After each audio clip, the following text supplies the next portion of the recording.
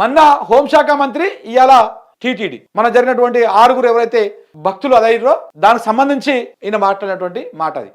రాయుడు కూడా దీనికి ఆయన తక్కువ కాలేదు, ఆయన కూడా బాగానే కౌంటర్ ఇచ్చిండు. ఒకసారి అది కూడా చూడండి. ఇక్కడ నేను ఈ రోజు అడుగుతుంది టీటీడీ బోర్డు పాలక మండలి చైర్మన్ గారు కానీ, సభ్యులు కానీ, ఈఓ కానీ, ఏఈఓ కానీ, మీరు ప్రెస్ మీట్ పెట్టి క్షమాపణ చెప్పండి. అది నేను క్షమాపణ చెప్పినప్పుడు మీకు క్షమాపణ చెప్పడానికి నా మనిషి ఏంటి బాధ్యత తీసుకోండి. అది నేనే క్షమాపణ చెప్పినా మీరు చెప్పడానికి ఏంటి, నేను చెప్పినప్పుడు మీకు చెప్తాందుకు ఏం నామూషి అవుతా ఉంది, మీరు చెప్పండి అని చెప్తా ఉన్నాడు. ఏది ఆ భక్తుల మొత్తానికి యావత్ హిందూ లోకానికి మీరు క్షమాపణ చెప్పండి అని అడుగుతా ఉన్నాడు, చెప్తా ఉన్నాడు. దానికి బిఆర్ నాయుడు కూడా గట్టిగానే కౌంటర్ ఇచ్చిండు. ఒకసారి చూడండి అది కూడా.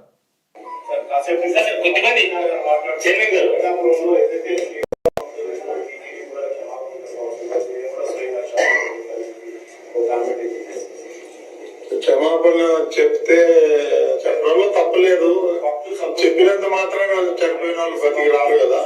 అది అవన్నీ ఎవరో ఏదో మాట్లాడారంటే వాటికన్నిటికీ స్పందించాల్సిన అవసరం లేదు. ఎవరో ఏదో మాట్లాడితే బిఆర్ నాయుడు కూడా ఏం ఆషామాషి వ్యక్తి ఏం కాదు. ఆయన ఎవరో ఏదో మాట్లాడితే నేను దాని అన్నింటికి స్పందించాల్సిన అవసరం లేదు అంటున్నాడు. అంటే పవన్ కళ్యాణ్ని తీసి పడేస్తా ఉన్నాడు, పెద్ద కౌంట్ చేస్తాడు ఆయన. సో ఈయన ఫక్తు టీడీపీ మనిషి, చంద్రబాబు నాయుడు మనిషి. అదే TV5 ఛానల్ ఉంది కదా, ఆ ఛానల్ ఓనర్ బిఆర్ నాయుడు ఇప్పుడు టీటీడీకి చైర్మన్, తిరుమల తిరుపతి దేవస్థానానికి చైర్మన్. ఆయన కూడా పవన్ కళ్యాణ్ పట్టించుకోవట్లేదు పెద్దగా.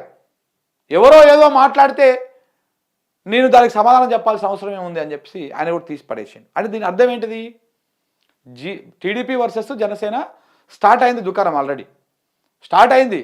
నా ఎక్స్పెక్టేషన్ కరెక్ట్ అయితే అటు ఇటుగా ఒక 2-2.5 సంవత్సరాలు వీళ్ళు కూటమి ప్రభుత్వం ఉంటుంది. తర్వాత టీడీపీ ఒక్కటే ప్రభుత్వంలో ఉంటుంది. ఇటు జనసేన బీజేపీ బయటికి వెళ్ళి వస్తాయి, ప్రభుత్వం మీద కొట్లాడతాయి. చూడండి మీరు కావాలంటే. ఎందుకంటే వైసీపీకి స్కోప్ ఇవ్వద్దు ఇక్కడ. మనం వైసీపీకి స్కోప్ ఇవ్వకుండా మనమే ప్రతిపక్షంగా ఉండాలి, మనమే పాలకపక్షంగా ఉండాలి. అది డ్రామా కావచ్చు, లేకపోతే రియాలిటీగా జరుగుతున్నటువంటి నిజంగా ప్రజలకు మంచి చేయలేకపోతా ఉన్నామన్నటువంటి అసంతృప్తి కావచ్చు. కానీ 2-2.5 సంవత్సరాల తర్వాత కూటమి ప్రభుత్వం ఉండకపోవచ్చు. ఎందుకంటే కూటమి లేకపోయినా కానీ టీడీపీకి బలమైనటువంటి మెజారిటీ ఉంది. 140 చేంజ్ స్థానాలు ఆల్రెడీ ఉన్నాయి. సో కాబట్టి ప్రాబ్లం ఏం లేదు. 100% 2.5 సంవత్సరాల తర్వాత కూటమి ప్రభుత్వం ఉండకపోవచ్చు. ఏపీలో బీజేపీ బయటకు వచ్చేటువంటి అవకాశాలు ఉంటాయి.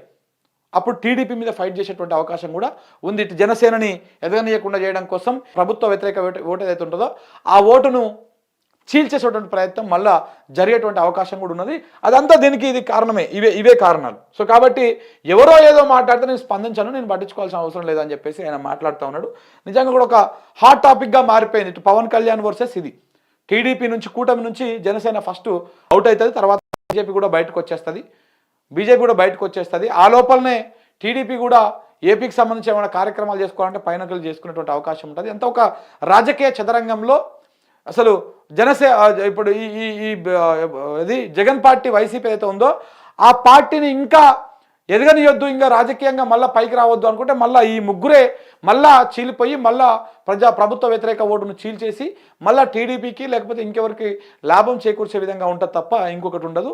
ప్రభుత్వంలో ఒక 2.5-3 సంవత్సరాలు దాకా ఉంటుంది. తర్వాత ఎన్నికల సమయం లోపల ఈ 3 పార్టీలు విడిపోయి ఎవరికి వాళ్ళే మళ్ళా ఉండేటువంటి అవకాశం కనబడతా ఉంది. సో ఇది ఏపీలో జరుగుతున్నటువంటి వ్యవహారం. ఇక్కడ